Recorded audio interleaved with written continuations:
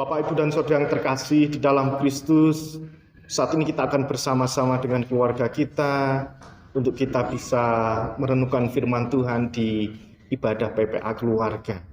Sebelum kita merenungkan firman Tuhan, mari kita bersatu di dalam doa.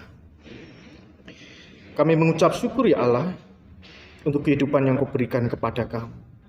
Sore hari ini kami hendak bersama-sama merenungkan akan kebenaran firman Tuhan bersama dengan keluarga kami, agar kami boleh terus dikuatkan untuk menjalani kehidupan bersama dengan Engkau. Terima kasih ya Allah, berfirmanlah, karena kami siap untuk mendengarkan. Di dalam Kristus Sang Sumber Firman yang hidup, kami berdoa. Amin. Bapak, Ibu, dan Saudara yang terkasih di dalam Kristus, firman Tuhan sore hari ini terambil di dalam 1 Petrus pasal 5 ayatnya yang ke-7 yang demikian. Serahkanlah segala kekhawatiranmu kepadanya, sebab Ia yang memeliharakan.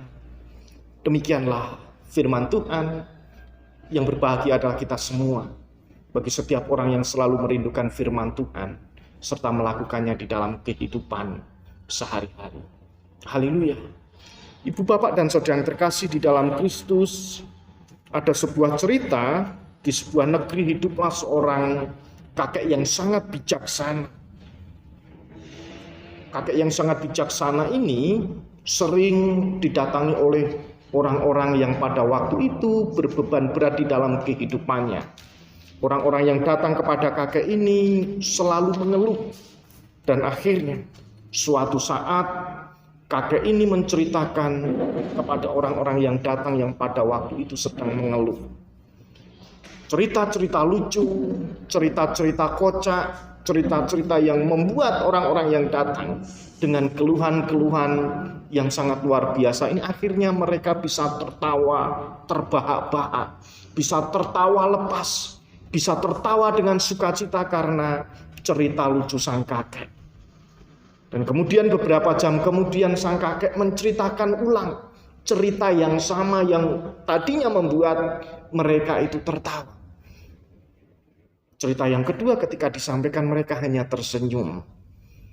Ketika sudah beberapa jam kemudian sang kakek menceritakan kembali untuk yang ketiga kalinya. Jangankan tertawa, tersenyum pun mereka tidak. Nah, akhirnya si kakek ini memberikan sebuah nasihat, memberikan pesan kepada orang-orang yang datang dengan keluh kesah yang sangat luar biasa.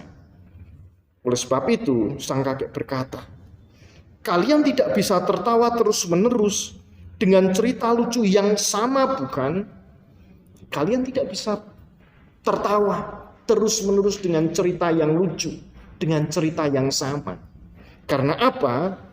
Kalian selalu mengeluh dan bersedih dengan masalah yang terus-menerus kalian pergumulkan. Akhirnya apa? Tidak lucu, tidak berguna, tidak ada manfaatnya. Pesan sang kakek ini berlaku pula di dalam kehidupan kita. Masalah yang datang, pergumulan yang kita alami, tentunya sebagai manusia kita pasti akan mengeluh. Tetapi ternyata keluhan yang kita lakukan tidak bisa membuahkan hasil, tidak bisa memberikan jalan keluar. Dan akhirnya apa? Keluhan-keluhan ini membuat kita semakin terpuruk.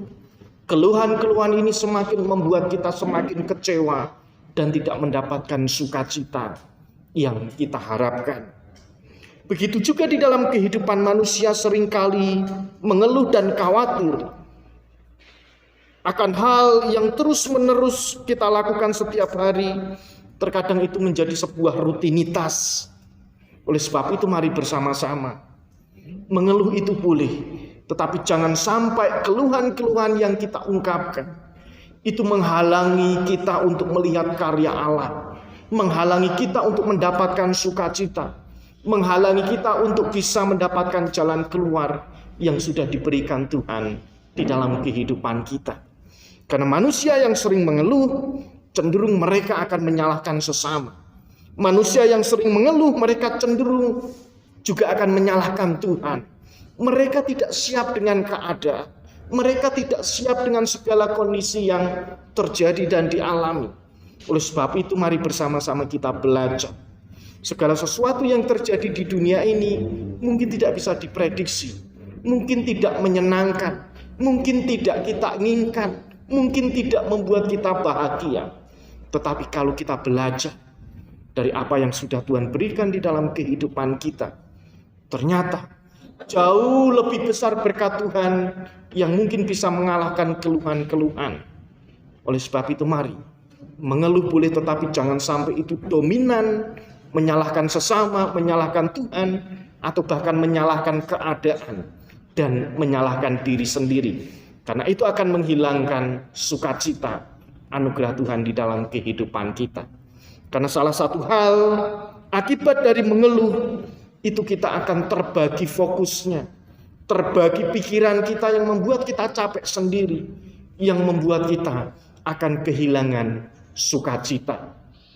Mengeluh boleh, tetapi jangan sampai keluhan itu menyalahkan diri sendiri, menyalahkan keadaan, menyalahkan sesama orang-orang yang ada di sekitar, atau bahkan menyalahkan Tuhan. Karena kita akan kehilangan sukacita yang Tuhan janjikan. Oleh sebab itu ibu bapak dan saudara yang terkasih di dalam Kristus, marilah kita selalu berpikir positif di dalam menyikapi segala kekhawatiran maupun permasalahan kehidupan yang kita alami. Mengeluh dan bersukut-sukut tidak akan pernah menyelesaikan masalah, malahan akan menimbulkan dampak yang lebih buruk.